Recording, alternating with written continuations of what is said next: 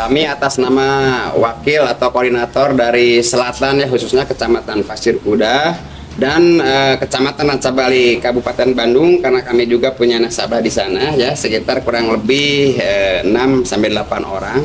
Kami akan berlanjut dengan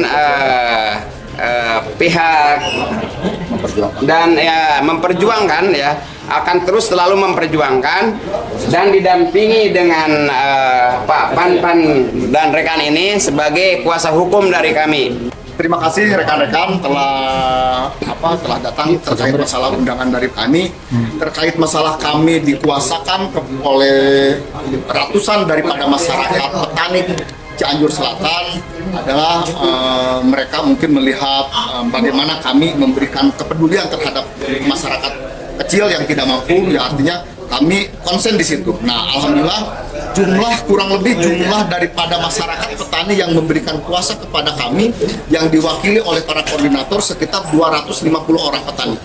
Ya, ini akan menyusul lagi dari beberapa kecamatan. Nah, terkait masalah kronologis yang akan kami jelaskan bahwa di sini setiap koordinator ini ada yang namanya sopan tadi, sobat petani mewakili 58 orang petani. Ada yang dari mewakili 152 petani, ada yang 8 orang petani dan ada yang 11 orang petani. Ya, terus yang sebagiannya lagi menyusul. Terkait masalah ini, kami akan membuat laporan polisi karena apa? Jelas kerugian ini telah menyedot perhatian publik. Karena bagaimanapun juga petani ini kan ujung tombak kesejahteraan bagi negara kita ya. Nah, ketahanan terkait masalah program pemerintah juga kita sangat mendukung terkait masalah ketahanan pangan. Terus rekan-rekan, yang perlu saya sampaikan bahwa keempat koordinator tadi yang memberikan penjelasan yang telah kami perkenalkan kepada rekan-rekan adalah sebagai korban dan hendak melaporkan dugaan tindak pidana ini dengan cara pencatatan nama, pemalsuan data, melakukan pengembalian kredit untuk pihak Bank BJB dan pihak Bank Mandiri. Pertanyaannya, Bank BJB ini jelas telah memberikan kucuran dana dan Bank Mandiri pun demikian. Nah, mengatasnamakan korban ada atau petani dan atau dengan tipu gelap, penipuan dan penggelapan yang dilakukan oleh dugaan, karena di sini PT yang telah mencairkan anggaran dari pihak Bank BJB dan pihak Bank Mandiri adalah PT Krodi. PT Krodi ini, kenapa tiba-tiba PT Krodi bisa sampai kepada masyarakat? Nah, PT Krodi ini membuat komitmen dengan salah satu oknum atau PT yang namanya SJC. Apa SJC itu? PT SJC itu Suplai Jasa Cianjur. Dan kita duga bahwa PT SJC ini diwakili dan mengatasnamakan PT SJC ini direkturnya bernama saudara SA.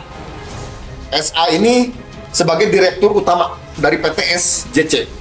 Terkait kronologis, masyarakat mengetahui bahwa mereka menjadi korban pada saat tanggal 10 mereka ada program pinjaman dari pemerintah pusat terkait masalah anggaran pertanian. Ternyata mereka terbentur dengan BI checking bahwa mereka tercatat mempunyai dana atau tunggakan terhadap bank-bank tertentu. Terkait masalah itu, kita sudah membuktikan bahwa persoalan ini di salah satu klien kita yang telah memberikan kuasa terhadap kami bahwa BI checking atas nama Inom. Nah, ini saudara-saudara, teman-teman, boleh di zoom, boleh dilihat bahwa ini bukti otentik bahwa seseorang atau klien kami yang telah menjadi korban BI checkingnya mendapatkan piutang 60 juta di Bank Mandiri KCP Jakarta Pusat, Pasar Minggu, Jakarta. Sangat luar biasa sekali. Karena apa? Terkait persoalan masyarakat petani Cianjur Selatan kok sampai tahu Pasar Minggu Jakarta, ya seperti itu. Nah, jumlah piutangnya 60 juta karena apa? Tidak dibayarkan. Pokoknya 45 juta. Jadi konsten di persoalan ini bahwa masyarakat petani ini per orangnya mempunyai tunggakan piutang di Bank Mandiri dan Bank BJB sekitar 45 juta per orang. Tapi mereka nggak nerima, Kak? Mereka tidak terima. Mereka hanya terima dengan bantuan alat pertanian saja yang jumlahnya ada yang 5 juta, bervariatif, ada yang 5 juta, jumlah nominal ya, bukan nominal uang, tapi nominal produk atau barang. Kayak pupuk, kayak bibit, kayak alat penyemprot, hama. Jadi jumlahnya ada yang 5 juta, ada yang 4.700.000, ada yang 3 juta. Saya akan utarakan menyangkut permasalahan kronologis menyangkut permasalahan ini, paham ya? Jadi gini, ya gitu. Ini bukan sistem perbankan yang dimainkan, bukan. Tapi dia ada pertama itu penawaran saprodi, ya kan, saprodi seperti contoh bibit, pupuk, obat, nah gitu. Jumlahnya 5 juta. Jadi tidak ada aplikasi atau fidusial apapun dari pihak perbankan. Dan mereka tidak tahu. Ini gambaran saja ya. Nah gitu, gambaran. Mereka tidak tahu. Nah, ceritanya dia menandatangani untuk pertama itu 5 juta. Dan dijanjikan kalau misalnya itu sukses, barang tersebut sampai nilai ke 45 juta, ada tahap ketiga sampai 100 juta lebih. Angan-angannya itu memberikan iming-iming. Masyarakat itu kenapa mau akan diuntungkan? Diuntungkan seperti contoh talas yang untuk tembakau itu namanya Talas apa? beneng. Beneng. Talas beneng. Ya, setelah dipanen mereka akan menampung. Ya, udah ada penawaran dari awal Rp1.000 per lembar itu pohon itu.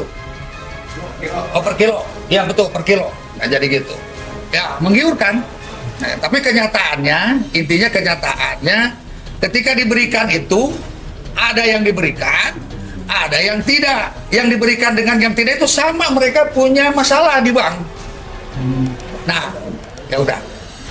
Ketika permasalahan itu yang di tanaman aja mereka tidak ambil konsekuensinya begitu aja.